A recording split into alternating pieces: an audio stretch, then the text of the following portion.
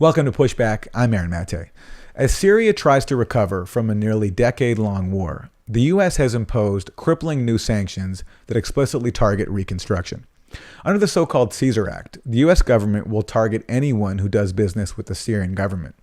The measure singles out three sectors of Syrian society: the military, the gas industry, and Reconstruction and government-held areas, the place where most Syrians live.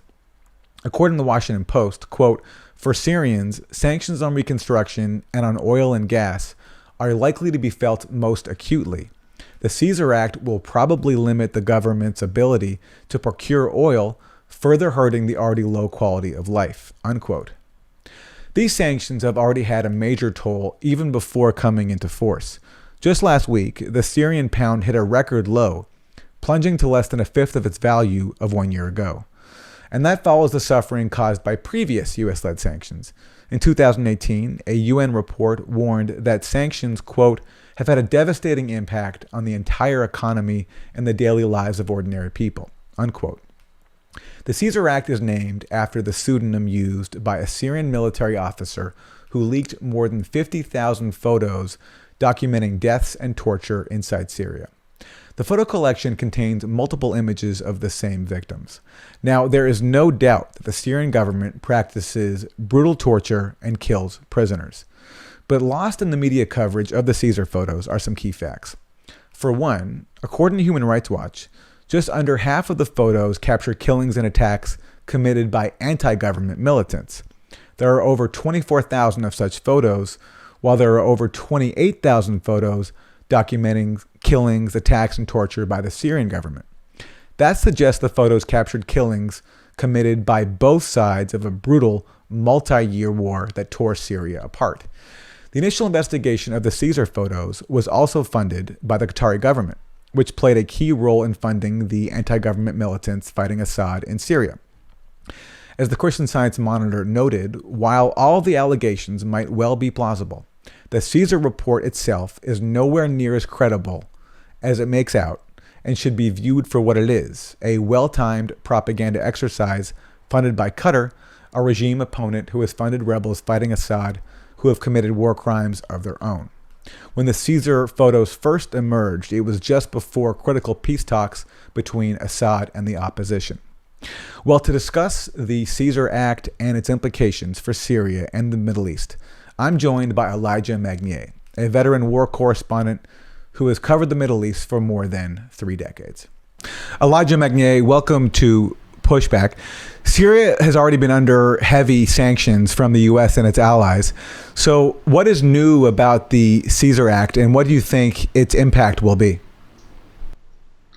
The Caesar Act doesn't aim to cripple Syria's economy only. It aims to cripple Syria, Lebanon, and Iraq economy if they don't abide by the new U.S. sanctions on Syria. So just to remind people that the Caesar Act was implemented in 2016, but was suspended by President Barack Obama because he didn't want to disturb the relationship and the negotiation between the Americans and the Russians over how to organize their presence in Syria. And what Caesar Act is doing today is trying to cripple the Syrian economy by imposing harsh sanctions on the Syrian population, and it aims particularly to the friend of the United States, and that is Saudi Arabia, the Emirates, United Arab Emirates, countries like Qatar, like Malaysia. All these countries wanted to return to Syria, to reopen their embassies, and to do business with Syria, to be involved in the reconstruction. So the Caesar Act has prevented these countries from returning to Syria and from helping the reconstruction of Syria after 9 years of war. And it is not going to affect the allies of Syria. And here we're talking about China, Russia, Iran, and Hezbollah in Iraq, because these countries will not abide by the U.S. sanctions, and they don't feel concerned to honor unilateral sanction by the US, particularly when they don't come from the United Nations and there is no agreement on these sanctions. So basically, what the Americans are doing is they are contributing and devaluating the local currency in Syria. They are contributing and devaluating the local currency in Lebanon, and they are putting pressure on the Iraqi government by saying, if you don't do what we want, you are in need of cash. And if you want to help Syria and keep the borders open with Syria and collaborate, because the ISIS travel between Syria and Iraq and the collaboration is mandatory, is not an option. So the Americans are saying, if you continue to collaborate with Syria, if you continue to allow the goods flowing from Syria to Iraq and vice versa, then you will not benefit from the cash that we can provide you to support you in your economy. The Caesar Act specifically singles out the construction sector in Syria. You say that Russia, China, Iran, these major powers will not abide by that targeting from the U.S. But do you think that will be enough for Syria's reconstruction? Can Syria still rebuild from this catastrophic war with the U.S. government imposing such crippling sanctions specifically on its capacity to rebuild? Well, I think it's going to be more difficult and longer for the Syrians to reconstruct their countries. But I would like to say something here. Already the Europeans have imposed sanctions on Syria and were not moving to reconstruct Syria because they are afraid of the Americans. Already the Arab Gulf countries are not moving to Syria without the approval of the United States. So what the Americans are trying to do is they want to try to gain with the sanction what they failed to achieve in 9 years of war. They try to create a failed state in Syria to impose the jihadists, Al-Qaeda and ISIS. When the Israeli defense minister Moshe Ya'alon said, we prefer to have ISIS on our borders, that was the objective. The objective was to create a failed state and to allow ISIS to win and to create a new Middle East that doesn't pose any danger on Israel. So if Syria, I would like to say something. The Americans send a message to Assad via the United Arab Emirates. And they say, if you give up on Iran, we can still work with you. We can disregard the Caesar Act and we can rebuild the country and bring you what you need to reconstruct the country. But you have to give up on Iran and you have to give up on Hezbollah and close the borders on any supply of weapons to the axis of the resistance. And Assad, of course, refused because he understands that the U.S. conditions that were formulated only last month, and I'm talking about the month of May, to President Assad, and Assad refused because he knows that the Americans first are not sincere in their offer. Second, it is Iran and the Hezbollah and Russia who help Syria to avoid a regime change. And they are the one who defeated Al-Qaeda and ISIS in Syria. And the Americans are not going to fulfill any of their promises and certainly will not rebuild Syria. So what the Caesar Act is going to do today is going to postpone the total reconstruction of Syria to more years, but will not stop the process. And also what the Americans are doing, and people tend to ignore that, is they're preventing the return of Syrian refugees to the country to contribute in the reconstruction of Syria. And this is what the government in Damascus wants. And so the Americans are trying on so many levels to try to win in Syria what they did not manage to win in 9 years of war. And this is not going to happen because Syrian allies are not going to allow Syria to fall again in the hands of the dismantling of the Levant. Just to clarify something, how is the U.S. government preventing the return of refugees to Syria? And you say that the government in Damascus wants this, as in they want the refugees to return, or they want them not to return? The Syrian government wants the refugee to return, first to rebuild the army, second to rebuild the country, reconstruct it. The Syrians are extremely creative, and they have a very good labor in reconstructing their country. In the matter of fact, they are the ones who are heavily involved in reconstructing Lebanon. They are the one working in all different countries in the Middle East because they are artisans. They are very good workers, and they are capable of reconstructing their country. So what they are doing, the United Nations is offering $260 for every Syrian refugee in Lebanon, in Jordan, in Turkey, because this amount is a huge amount in comparison to the local Syrian currency. And why would the Syrian return to his country where he will never be able to manage to earn $260 a month when he can get that for free as a refugee, and also do extra works here and there wherever he or she is? Therefore, the United Nations is trying to prevent the return of the Syrian to Syria under the excuse of the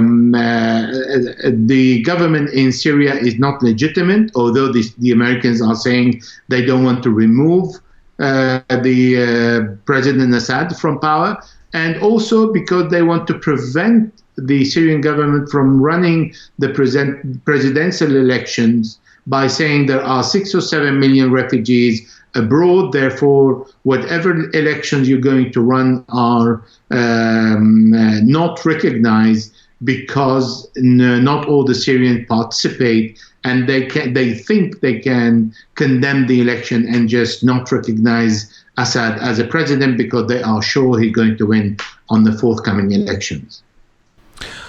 Well, but also with the elections, it is true that in Syria, at least before the proxy war began, the elections in Syria were basically a state-run affair, and that only state-approved candidates could run. I imagine they would be the same now. Well, I think if we take the elections all over the Middle East, we see in Jordan there are no elections, in Kuwait there are no elections, Saudi Arabia there are no elections, in the Emirates there are no elections. In the Middle East, the matter of election is completely particular and completely different from what we know as democratic elections in the West. And in Syria today, if we agree that the elections are just a formality, I don't think there are many people who would like to vote for someone who is not Assad today, particularly when he is the one who's saying, I will protect the Christians, I would protect the Alawite, I would protect the Kurds, I would protect the Sunni, and I would protect the seculars, and everybody can live under my ruling instead of having Al-Qaeda type ruling where they exclude all other religions, and not only they exclude them, they just cut their head off. It reminds me of that leaked conversation with John Kerry and some members of the Syrian opposition, where he said that that the U.S. government had been watching as ISIS advances on Damascus, and they felt confident that actually there would have been a ISIS government inside Syria had Russia not intervened, which is a reality of this war that we often don't hear about. The reason Russia came in is because ISIL was getting stronger. Daesh was threatening the possibility of going to Damascus and so forth. And that's why Russia came in, because they didn't want a Daesh government. And they supported Assad. And we know that this was growing. We were watching. We saw that Daesh was growing in strength. And we thought Assad was threatened. Can you talk about the scale of the suffering that Syria was seeing even before these sanctions? I want to read to you a couple of things. There was an LA Times report back in 2018 on the impact of U.S. sanctions, even well before the Caesar sanctions are kicking in. And the Times wrote this: before the war, Syria could turn to pharmaceutical factories in Aleppo and near Damascus to fill 90% of its medicine needs. But for businessmen to rebuild their smashed factories, they need to import machines and replacement parts, not to mention raw materials from reputable sources to produce medicine. And the Times also spoke to a doctor who was in charge of an emergency care wing at a hospital. And the doctor, whose name is Salah Ismail, said he estimated that 10% of those suffering from kidney failure in his hospital had died because the dialysis machines in his hospital were not working. So can you give us a sketch of just already what the proxy war has meant in terms of destroying Syria and destroying things like 90% of its capacity to provide medicine for its own people, as the Times said, and impacting people, patients inside hospitals, unable to get the care that they need? Well, that's a very good question. First of all, if we look at Aleppo has been completely devastated by Turkey, where all the pro-Turkish groups, where all the factories, because Aleppo was the second capital of Syria and was the heart and the nerve of its capital and its industry. And Turkey, all the pro-Turkish groups in Syria have dismantled all the factories, including the medical factory, and they shipped everything to Turkey. Now, it is true that there is a lack of medicine, that Syria is one of the best medicine producers. It was. Yeah, was. And just to tell you something, that Iran, since the month of November, is building in Syria the infrastructure needed to reconstruct its pharmaceutical industry. It has not is not yet finished, and it is true that the not only the dialysis patients are suffering because they don't have the machines, are not available, or also they don't have the necessary injection like Epotin, who is lacking, and there are shortage in the country. I've been in Syria in February, the last time I was there, so that was also a problem. And there are other cancer medicine that are lacking. But I think Iran is trying to cope with the demand and trying to fill up some of the gaps. And I think in a matter of few months, will be solved, because Iran has been also in the same situation a few decades ago, and they've managed to produce their own medicine. They are selling their medicine abroad, and they have established a small business in Lebanon, and they're establishing a very big business in Syria today, because they are preparing to face the Caesar law, and they're trying to make Syria self-sufficient. But yes, the Caesar, the US and EU sanctions is crippling the pharmaceutical industry in Syria, and is also crippling its oil and gas, because the US are occupying the north east of the country, where the main energy production is. But again, Iran is trying to compensate that, and in a week time, an Iranian tanker is going to reach Syria to supply it with the needed gasoline and petrol. I hope you're right that Syria can recover on this front. I'm just not as optimistic, I guess, especially as I see Iran itself suffering heavily under the U.S. sanctions. I want to read one more quote on the issue of healthcare in Syria, because it's so infuriating to see that a country has been destroyed via a proxy war with such heavy involvement from the U.S. and its allies. And now, as it's trying to rebuild from that devastating proxy war, the U.S. is stepping in to try to prevent that rebuilding. So this is from a UN Special Rapporteur on Sanctions report on the impact of previous sanctions on Syria. And the rapporteur wrote this: prior to the current crisis, Syria enjoyed some of the highest levels of care in the region. The demands created by the crisis have overwhelmed the system and created extraordinarily high levels of need. So it's just so striking to read that before this proxy war began, Syria has some of the highest levels of care in the entire Middle East, but now all of that is destroyed, and as it tries to rebuild from that, it gets punished again. Yes, that's true. Syria is punished, and it is punished because it needs to be submitted to the U.S. Dominance. And Syria is not going to be submitted to the U.S. dominance, and the allies of Syria are going to stand next to Syria and try their best. Even if Iran is under sanction, Iran is trying to support Syria. But now the sanctions are not crippling the Syrian government. They indeed, as you rightly said, they're crippling the Syrian population. They're preventing the Syrian population from having their medicine. They're preventing the Syrian population from having the domestic gas, the fuel for their cars, their transport truck, and the gasoline to be able to function their industry. They are preventing them from having raw material in all kind of industry. But I don't think Syria is going to give up.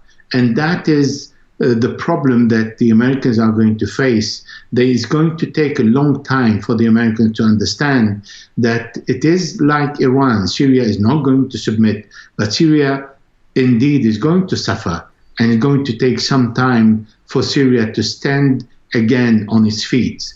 But I don't think Syrians will accept to give up to the Americans after 9 years of so many people who died and the destruction they've lived through, particularly when they know that the Americans have supported Al-Qaeda and have supported ISIS. And as General Michael Flynn said, we saw ISIS migrating from Iraq to Syria, and we just watched it.